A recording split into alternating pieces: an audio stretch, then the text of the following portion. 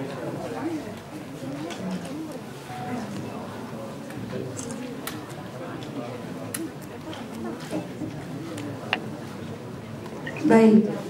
saya duduk apa berdiri ya? Berdiri, duduk kayak nini-nini. Bismillahirrahmanirrahim. Assalamualaikum warahmatullahi wabarakatuh. Alhamdulillahirabbil alamin wa bihi nasta'in ala umurid dunya waddin wassalatu wassalamu ala asrafi anbiya'i wal mursalin wa ala alihi wa sahbihi ajma'in, amma ba'd. Rabbi shrah li sadri wa yassir li amri wahlul 'uqdatam min lisani yafqahu qawli. Amin ya rabbal alamin. Alhamdulillah, apa kabar teman-teman semua? Alhamdulillah, ini pertama apa ya? Annyeonghaseyo. Benar gak? Saya belum lulus bahasa Korea. Pertama kali saya datang ke Korea Selatan. Alhamdulillah, terima kasih kepada KBRI, ICC, dan Yayasan Yatim Piatu Azikro yang telah mengundang saya kemari. Merupakan suatu pengalaman berharga. Saya tiba kemarin pukul 7 pagi sampai di Ansan ya. Kemudian kemarin saya sempat ke Masjid Shirathul Mustaqim Ansan juga. Ada teman-teman di sini, ketemu lagi.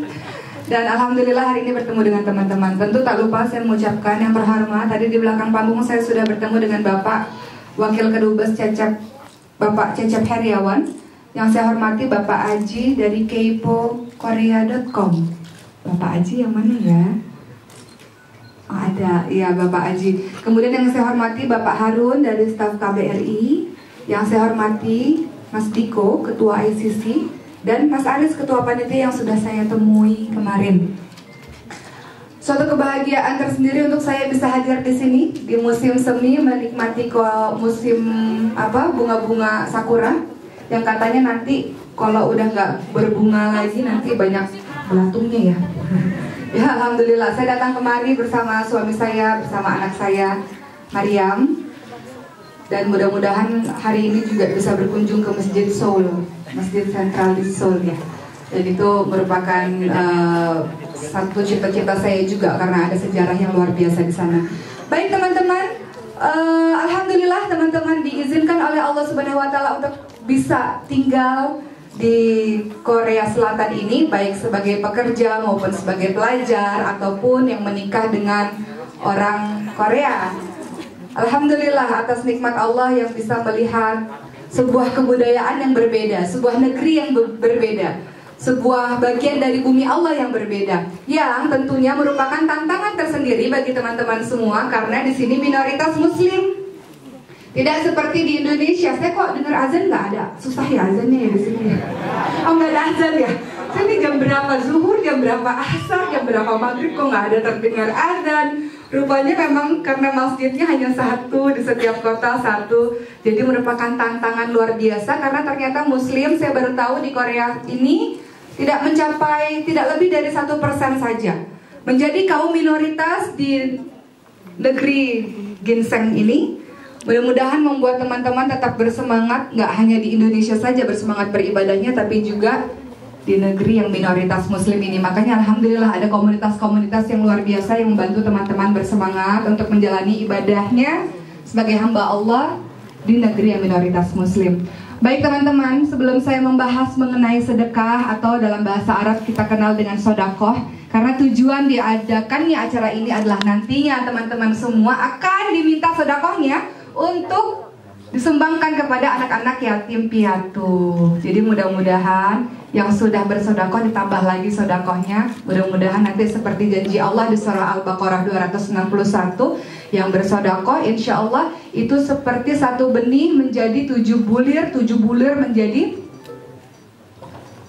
100 butir. Jadi dikali 7, kemudian dikali 100, kemudian jumlahnya jadi 700. Itu menurut perhitungannya Allah. Yang jelas tidak ada istilah miskin kalau bersedekah. Teman-teman yang saya hormati, yang saya cintai, ukhti fillah, kita ketahui bahwa ketika Allah menciptakan kita ternyata ada beberapa tujuan-tujuan dari Allah Subhanahu wa taala. Dulu di zamannya ruh teman-teman, di zamannya rahim, Sudah diminta perjanjian oleh Allah Subhanahu wa taala. Allah bertanya, "Alastu birabbikum?" Kemudian kita jawab, qalu bala syahidna. Benar nggak saya ini Tuhanmu? Kita mengatakan persaksian kita bahwa kita mengakui Allah satu-satunya Tuhan, Allah satu-satunya tempat sesembahan kita. Sudah diminta perjanjian kita di alam rahim. Kemudian ketika pada akhirnya Allah mentakdirkan kita hidup di dunia ini, ternyata tujuan diciptakannya kita seperti dicantumkan di dalam Al-Quran di surah Al-Dariyat ayat 56. Ada yang tahu? Wa ma khalaqtul jinna wal insa illa liya'budun. Dan tidaklah aku menciptakan jin dan manusia kecuali untuk beribadah pada aku, kata Allah. Apa makna dari ibadah? Ibadah sesungguhnya adalah mengerjakan segala sesuatu yang dicintai oleh Allah dan tidak melakukan sesuatu yang dibenci oleh Allah. Ibadah tidak hanya hablum minallah saja. Ibadah bukan hanya sholat, bukan hanya puasa, bukan hanya sholat, mengaji, pergi haji saja. Tapi ibadah juga menyangkut hablum minannas, hubungan dengan sesama manusia. Termasuk di dalamnya adalah bersedekah, suatu hal yang sunnah, yang apabila dikerjakan tentu mendapatkan pahala. Itu tujuan manusia diciptakan selain sebagai khalifah di muka bumi. Di surah Al-Baqarah ayat 30 Allah berfirman bahwa kita dijadikan sebagai khalifah di muka bumi. Ketika itu malaikat protes, malaikat mengatakan, untuk apa wahai Allah? Untuk apa diciptakan manusia yang hanya melakukan kerusakan di muka bumi dan melakukan pertumpahan darah saja? Ternyata Allah lebih mengetahui, ingin menciptakan kita sebagai khalifah, sebagai seorang pemimpin, wali Allah di muka bumi. Berarti ada tugas dan fungsi kita di muka bumi ini. Kata Allah, "Oke, kamu main film deh, tapi ada yang nonton nggak Ketika Cinta Bertasbih?" Kayaknya saya mulai terkenalnya dari situ tuh. Terus suami saya naksir saya katanya dari nonton KCB. Iya beneran, jadi berubah lagi ya. Berubahin ntar cerita ta'arufan lagi. Iya, kata Allah gini, "Oke, kamu main film KCB aja deh," gitu ya. Kamu dikasih peran jadi bintang film di awal. Tujuannya apa? Tujuannya adalah sebagai bentuk ibadah kepada Allah. Artinya ketika oke, kamu dijadikan bintang film, tapi ada maksud tujuan aku di sana, kata Allah gitu. Apa? Adalah untuk balighni walau ayat, sampaikan walau cuma satu ayat. Teman-teman yang pelajar, ada kan pelajar di sini banyak nggak? Boleh tunjuk tangan yang pelajar di sini. Sudah ada banyak. Tadi ada yang S3 di belakang. Ada nggak pelajar di sini? Masya Allah. Saya iri, saya pengen sekolah di luar negeri, belum kesampaian. Ya, baik. Kata Allah, si fulana, saya takdirkan kamu untuk sekolah di Korea. Tujuannya apa? Balighni walau ayat, untuk menyebarkan ayat Allah walau cuma satu ayat. Mewarnai, bukan diwarnai. Menjadi da'i atau da'iyah. Ternyata tugas da'i atau da'iyah bukan cuma ustadzah atau ustadz saja. Kita ini ustadz, kita ini ustadzah. Maksudnya apa? Kita ini da'i, kita ini da'iyah. Maksudnya apa? Menyampaikan ayat Allah walau cuma satu ayat. Punya kewajiban berdakwah, tugas kita semua.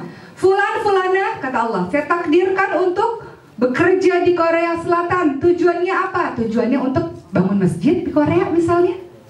Seperti semalam saya luar biasa sekali, saya takjub dan kagum dengan teman-teman yang saling bantu-membantu untuk bisa mendirikan Masjid Siratal Mustaqim di Ansan yang 70-80% dananya dari Muslim Indonesia. Jadi kata Allah apa? Kata Allah adalah makmurkan. Saya kasih kamu peran ini, peran A, peran B, peran C. Tujuannya adalah sama. Tujuannya apa? Tujuannya adalah untuk beribadah di jalan Allah Subhanahu wa taala. Wa ma khalaqtul jinna wal insa illa liya'budun. Hakikat manusia diciptakan, dia harus ingat dia dari mana, tujuan dia apa, dan akhir kehidupan kita dikatakan sukses kalau kita husnul khatimah. Itu dia. Banyak orang bilang, "Oh, sukses ya, enak ya udah jadi pekerja di Korea, gajinya kan gede banget." Benar nggak gajinya gede? Gede ya? Gede banget dibanding kerja-kerja di negeri-negeri lain, benar nggak? Bener kan, makanya Pak malas ya pulang.